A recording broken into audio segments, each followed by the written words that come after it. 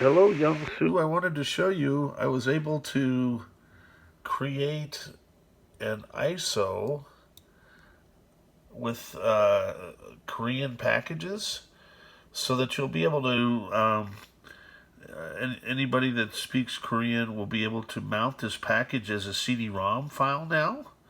And then you'll be able to install the fonts.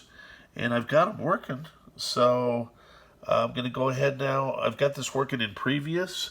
So now I'm going to move with my custom ISO CD-ROM and install them on your cube. So I believe that's Korean. And so really appreciate your patience. And I was up to the challenge and thought I'd spend a couple hours to figure it out. So now that I know how to do it, uh, it, it should work great for everybody.